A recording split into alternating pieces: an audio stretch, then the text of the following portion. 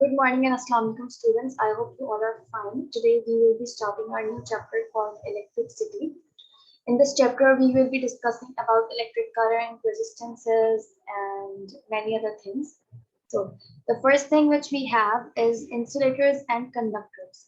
What are insulators and what are conductors? Materials which cannot conduct electricity are insulators. वो materials जो electricity conduct नहीं कर सकते, they are called insulators. Wood, plastic, glass. These are the examples of insulators. And what are the conductors?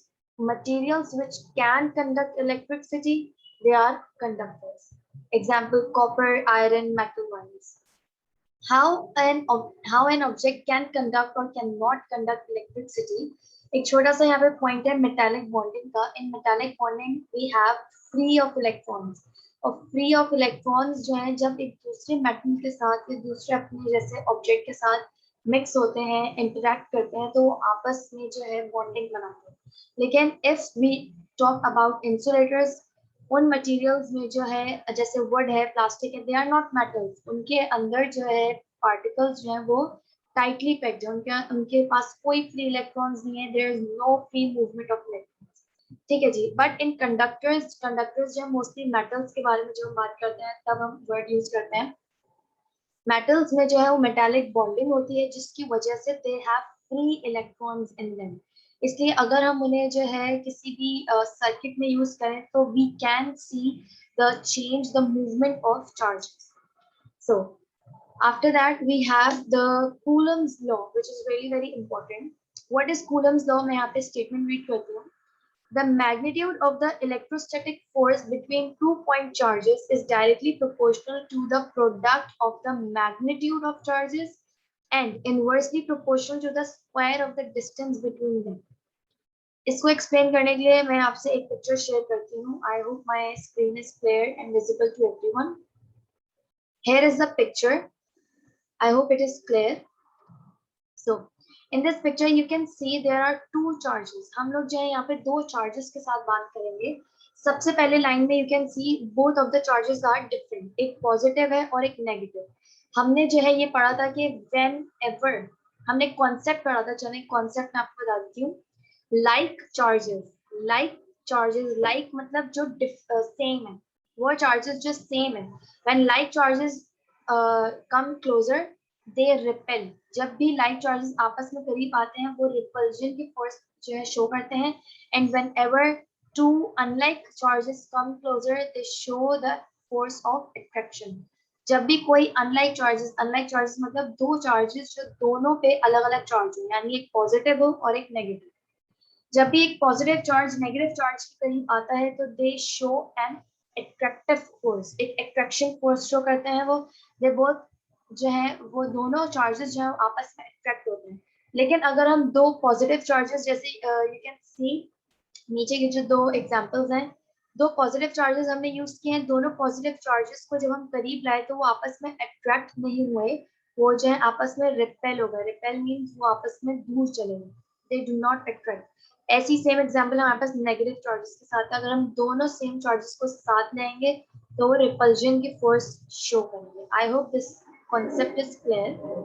अगर ये कोई repulsion force show कर रहे हैं या अट्रैक्शन फोर्स भी शो कर रहे हैं तो किसी ना किसी डिस्टेंस पे ये काम हो रहा होगा और कोई ना कोई फोर्स उनके बीच में होगी. सो दिस लॉ जो अभी हमने कूलम्स लॉ पढ़ा है उसके अंदर कूलम्स लॉ में हमने यही बात पढ़ी है that the magnitude of the electrostatic force between 2-point charges, यानी कि 2-point charges के बीच में जो electrostatic force है वो directly proportional है किसके? to the product of the magnitude of charges. उन charges की जो values हैं उनको multiply करेंगे, product लेंगे, उस value से जो है वो directly proportional है और inversely proportional है किसके? square of the distance. यानी ये कि अगर distance कम होगा, if the distance is less, तो जो है हमारे पास फोर्स ज्यादा होगी और अगर डिस्टेंस ज्यादा है तो फोर्स हमारे पास इलेक्ट्रोस्टैटिक फोर्स हमारे पास कम होगी. आई hope this concept is clear. I hope my screen is clear. और यहाँ पे मैंने आपको फॉर्मूला यहाँ पे शो किया है कूलम्स लॉ का. कूलम्स लॉ का जो स्टेटमेंट था वो ये था कि F is directly proportional to the product of Q1 and Q2. Q1 is the first charge और Q2 क्या है, दूसरा चार्ज जिसके साथ हम काम कर रहे हैं. And inversely proportional यानी कि डिवीजन में हमारे पास r square is to the square of the distance between them. I hope यहाँ तक बात क्लियर होगी कि F is directly proportional to the product of Q1 and Q2 and inversely proportional to r square. ये हमने दोनों relations को साथ में लिखा. उसके बाद हम एक इक्वेशन फॉर्म करेंगे, एक फॉर्मूला फॉर्म करेंगे जिसके बाद फॉर्म करने के बाद we will have a constant k. ये कांस्टेंट k जो है हम लोग यूज करेंगे in this equation. F is equals to k q1 q2 and divided by r square. I hope this is clear to everyone. What is this? What is k? K क्या होता है? K जो है एक proportionality constant है जो एक हमें फैक्टर बताएगा कि फोर्स जो है इस फैक्टर से डायरेक्टली प्रोपोर्शनल है या इनवर्सली प्रोपोर्शनल है. I hope this is clear to everyone. ये एक पहला फॉर्मूला इस चैप्टर में हमने पढ़ा है. इसके बाद after that we have the unit of charge. What is the SI unit of charge? एक चार्ज यानी कि वो जो चार्जेस हम पॉजिटिव चार्जेस और नेगेटिव चार्जेस हम पढ़ रहे हैं उसका SI यूनिट क्या है? Whenever you will find the charge, जब भी आप चार्जेस को कैलकुलेट करेंगे, फाइंड करेंगे, तो हम हर चीज के साथ उसका यूनिट लिखते हैं. तो चार्ज का यूनिट क्या है? कूलम. जिस साइंटिस्ट ने इसको इन्वेंट किया था या जिसकी डेरिवेशन सारी हमें शो की थी, उन्होंने अपने ही नाम पे इसका यूनिट रखा है कूलम्स और इसको हम कैपिटल C से शो करते हैं. I hope this is clear to everyone. Next we have electric field. Next we have electric field. So what is electric field? Electric field is the region or space where electricity can be felt. इसका क्या मतलब है कि कोई ऐसा reason या कोई ऐसी जगह जहाँ पे हम इलेक्ट्रिसिटी को फील कर सकें. अब मैं सबसे बेसिक एग्जांपल आपको देती हूँ स्विच बोर्ड की. हम कहते हैं भाई स्विच बोर्ड से जो है आप गीले हाथों के साथ, वेट हैंड्स के साथ आप इसको टच नहीं करें. क्यों? क्योंकि करंट लग जाए.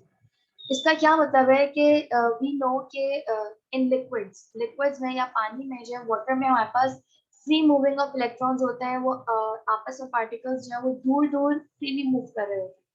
और जैसे ही वो एक ऐसे रीजन या एक ऐसे एरिया में आ जाएगा वो पानी का पार्टिकल कि जिधर उसको और फ्री इलेक्ट्रॉन्स अट्रैक्ट करेंगे, तो ऑब्वियसली एक अट्रैक्शन फोर्स वहां पे मौजूद होगी.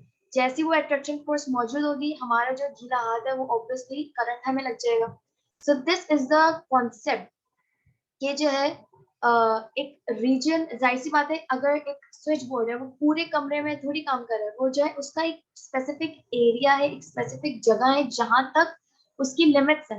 उसकी लिमिट्स है कि भाई इस लिमिट तक हाँ मेरा इलेक्ट्रिसिटी जो है वो पास हो सकती है या एक रेज जो बाहर निकल रही होती है, एमिट हो रही होती है. आई होप यहाँ तक बात क्लियर होगी. I hope my screen is clear. यहाँ पे आप देख सकते हैं एक चार्ज है. ठीक है जी.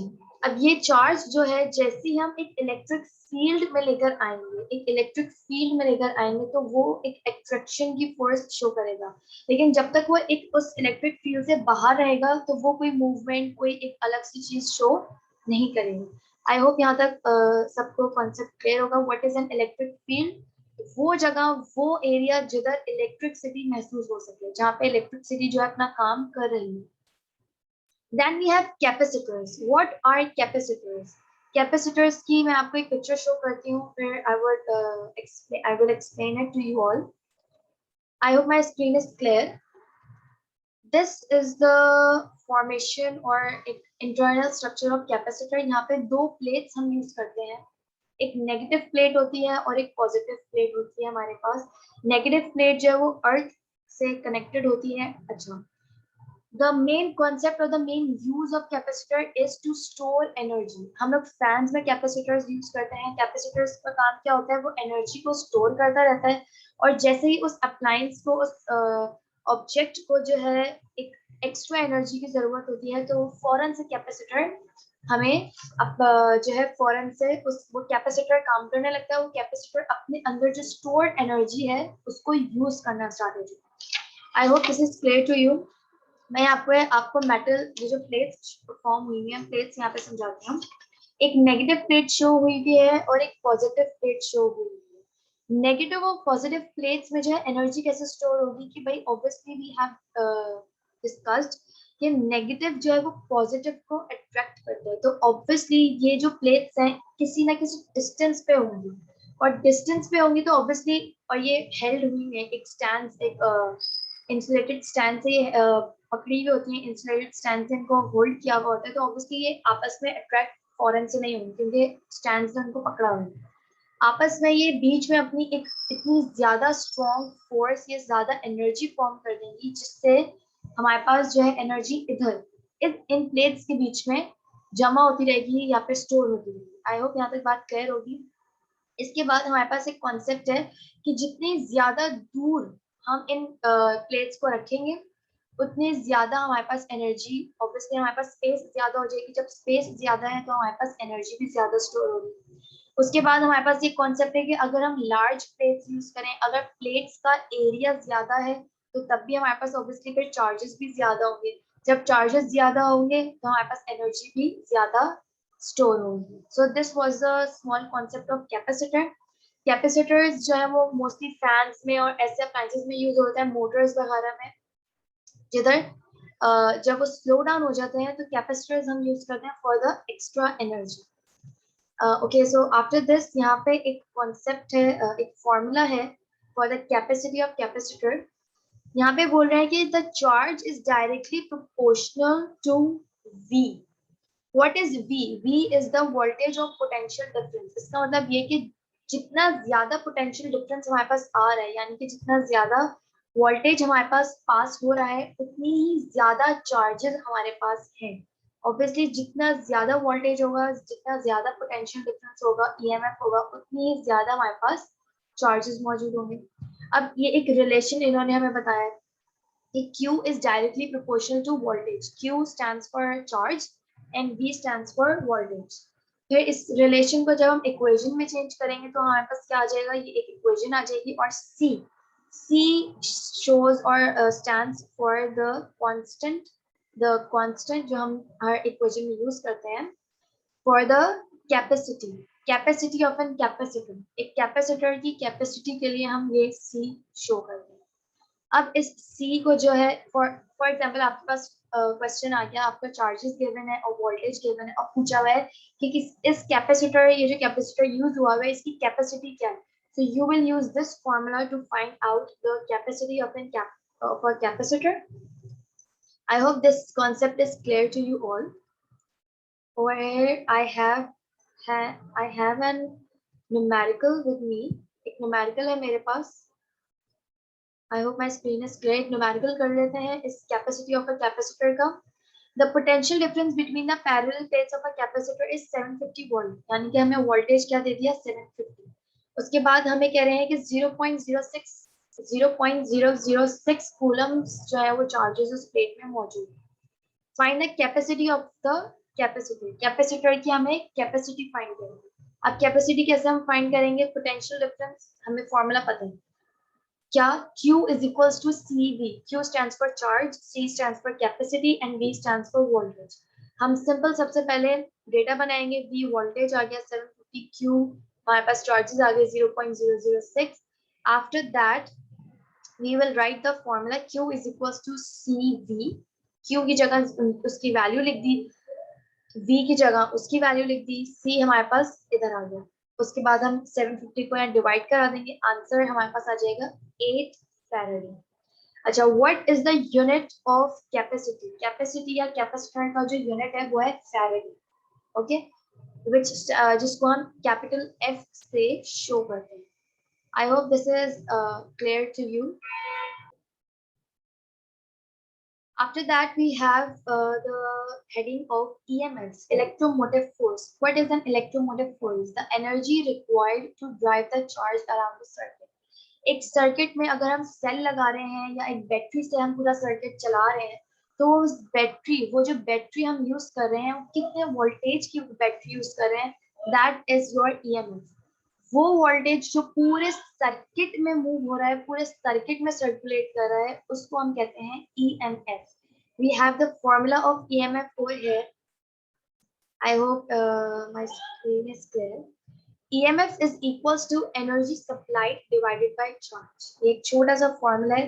एनर्जी सप्लाइड, जितनी एनर्जी हमें गिवन होगी वो डिवाइड हम कर देंगे चार्ज से, कि कितनी एनर्जी जो है कितने चार्जेस पे काम कर रही है. I hope this is clear to you. अच्छा, ईएमएफ और पोटेंशियल डिफरेंस का एक छोटा सा डिफरेंस है, माइनर सा, दोनों सेम ही है. एक छोटा सा माइनर डिफरेंस है कि अगर हम किसी एक सर्किट में बल्ब भी लगा हुआ है, एक मोटर भी लगी हुई है, तो वो मोटर अगर हम एक अप्लायंस के बारे में बात करें, इंडिविजुअल अप्लायंस के, यानी कि अगर हम सिर्फ एक बल्ब के बारे में बात कर रहे हैं कि बल्ब कितना वोल्टेज ले रहा है, तो हम वर्ड यूज करेंगे पोटेंशियल डिफरेंस. लेकिन अगर हम पूरे सर्किट के बारे में बात कर रहे हैं तो फिर हम वर्ड यूज करेंगे ईएमएफ का, इलेक्ट्रोमोटिव फोर्स का. आई होप यहाँ तक बात क्लियर होगी. After that, we have the next heading is electric current. What is an electric current? Electric current वही वो current, वो charges जो एक सर्किट में मूव कर रहे हैं, वो उसका फॉर्मूला है हमारे पास I is equals to QT. I hope this is clear to you. I is equals to QT. यहाँ पे मेरे पास एक न्यूमेरिकल है, इसका हम न्यूमेरिकल कर लेते हैं.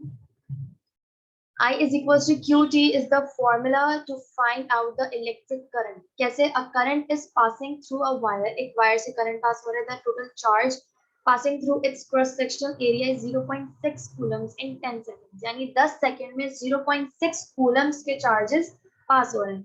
Can I find the quantity of the current passing through this wire? इस वायर में से कितना current pass हो रहा है ये find करें.